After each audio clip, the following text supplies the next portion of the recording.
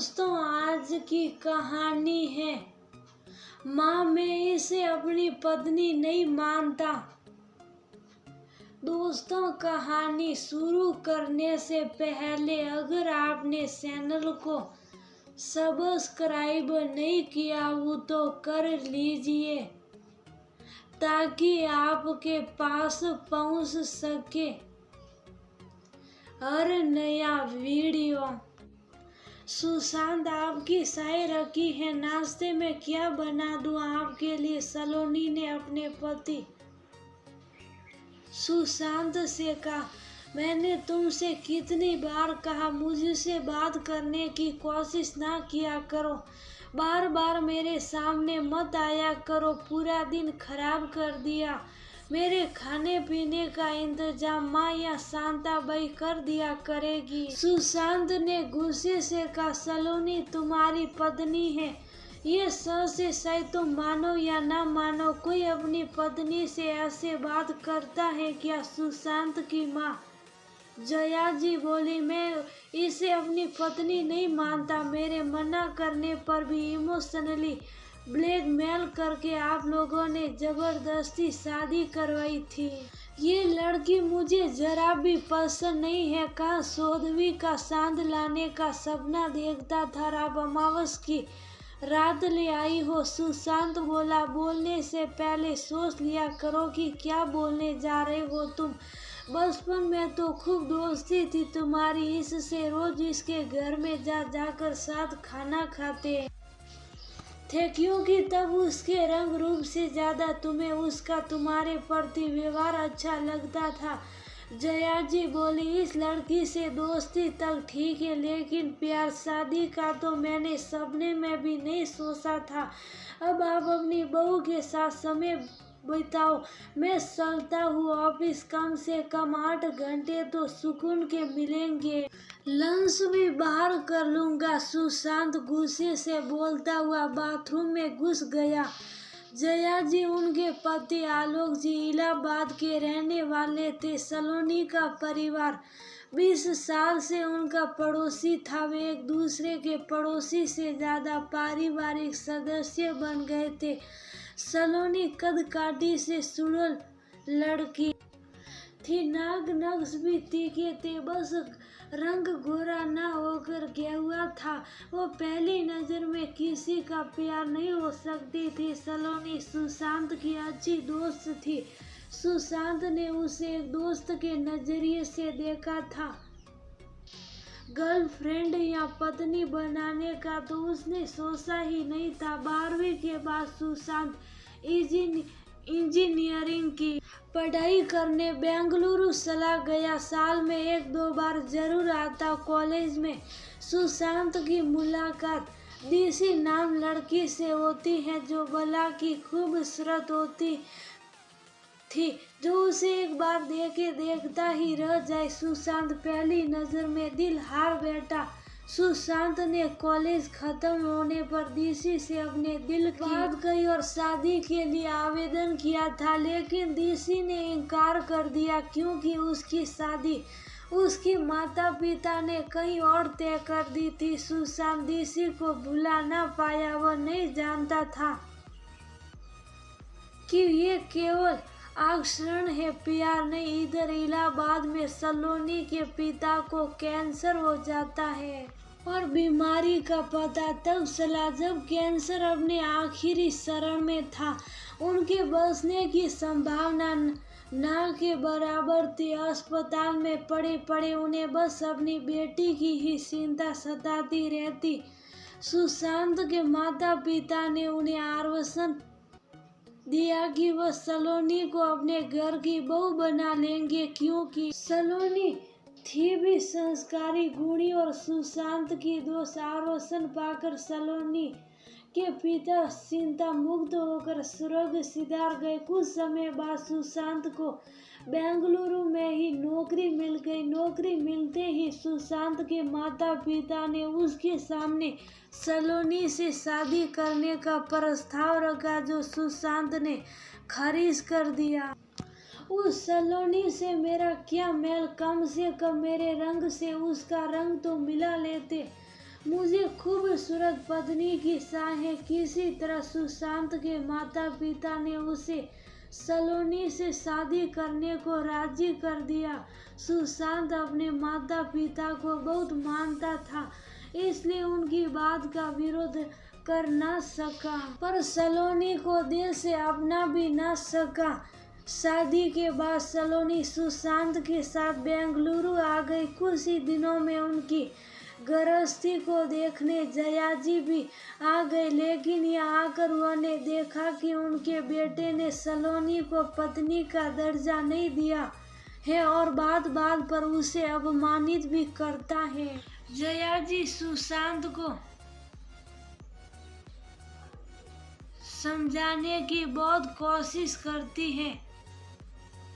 एक दिन जयाजी बोली, बेटा पूरे 3 महीने हो गए मुझे यहाँ आए हुए। तेरे पापा रोज रोज फोन पर शिकायतों का पिटारा लेकर बैठते हैं, कहते हैं कब आ रही हो, क्योंकि मेरे बगैर उनकी दिनचर्या अस्त व्यस्त हो गई है। और तेरी बहन भाविका भी माँ बनने वाली है, उसे भी मेरी जरूरत है। पहला बच्चा तो मायके में ही होता है, इसलिए बेटा मेरा इलाहाबाद का टिकट करवा दे और मेरी बात समझ। सलोनी जैसी गुणी संस्कारी लड़की चिराग लेकर ढूंढने से भी नहीं मिलेगी। उसके साथ सहज व्यवहार कर यूं कटा ना रहा। हफ्ता भर बाद माँ चली गई और सुशांत ज्यादातर समय ऑफिस में ही बिताने लगा। सुशांत को मानसिक झटका और लगा, तब उसे पता चला कि उसके बॉस जतिन जी की पत्नी कोई और नहीं बल्कि उसका आकर्षण दीसी है। साधारण रंग रूप की सलोनी से दीसी की खूबसूरती की तुलना करता और बेवजह सलोनी से नाराज रहता। एक बार सुशांत को तेज बुखार होता, जो हफ्ते भर तक उतर ही नहीं रहा था। डॉक्टर को दिखाने पर पता चला कि सुशांत को टाइफाइड हो गया है। सलोनी ने दिन रात पति की सेवा की।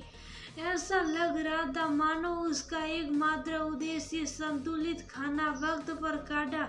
डॉक्टर की दी हुई सभी दवाइयाँ सही समय पर सुशांत को देना, फुल टाइम नर्स बनकर रह गई थी। उसकी सेवा से सुशांत जल्द ही ठीक हो जाता है। सलोनी समय काटने और आमदनी के उद्देश्य से छोटे बच्चों को ट्यूशन भी पढ़ाने लगी।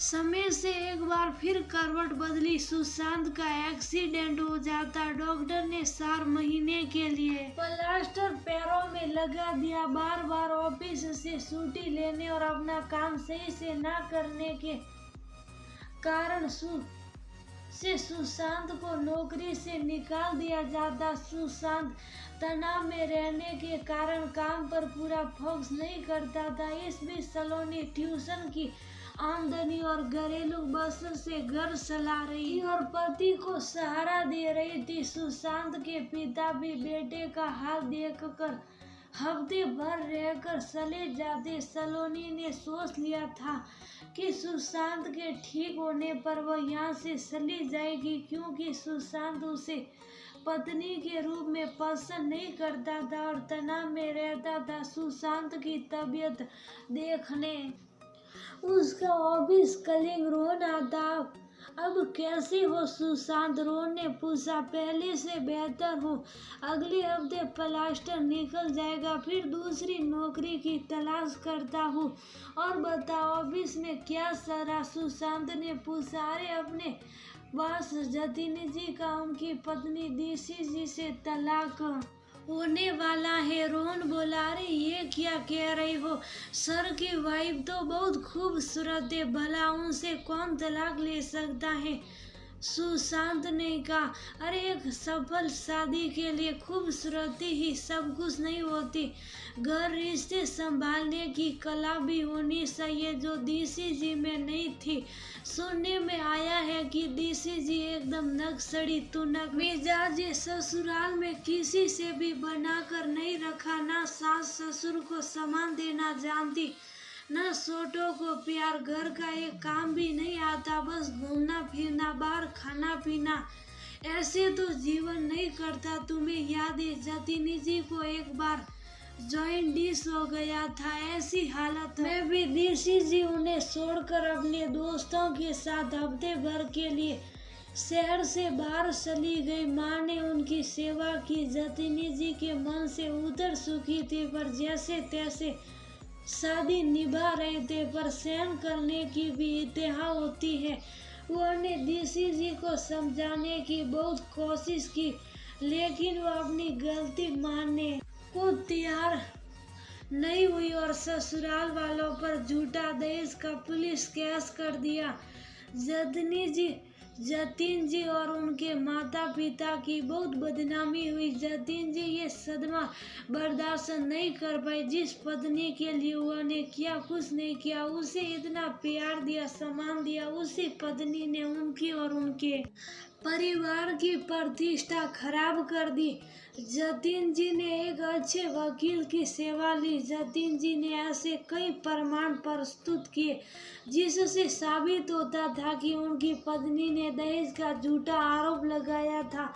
जज ने केस को बेबुनियाद बताया और जतिन जी और उनके परिवार को झूठे आरोप से बरी किया। लेकिन इसके बाद जतिन जी ने तलाक लेने का फैसला लिया और तलाक का नोटिस अपनी पत्नी को भेज दिया। सुशांत को बहुत आलस्य होता है। उसे अपनी माँ की बात याद आती है कि बेटा वो हीरा है, हीरा एक ना एक दिन हीरे की परख हो ही जाती है। जोहरी को और सच में आज उसे अपने माता पिता की पसंद पर फर्क होता है। सुशांत की आंखों से आंसू बह निकले।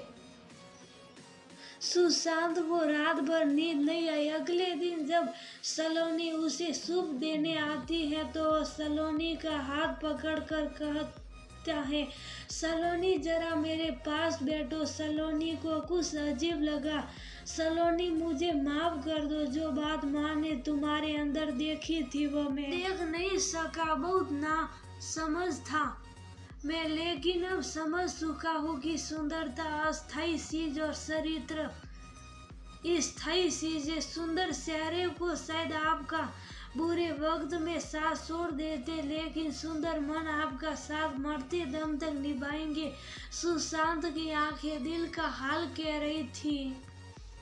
माँ का विश्वास जीत गया। सलोनी के निस्वार्थ प्रेम के आगे सुशांत का दिल पिघल गया। सलोनी की भी आंखें भर आई। उसने भी सब कुछ भुलाकर अपने रिश्ते की नई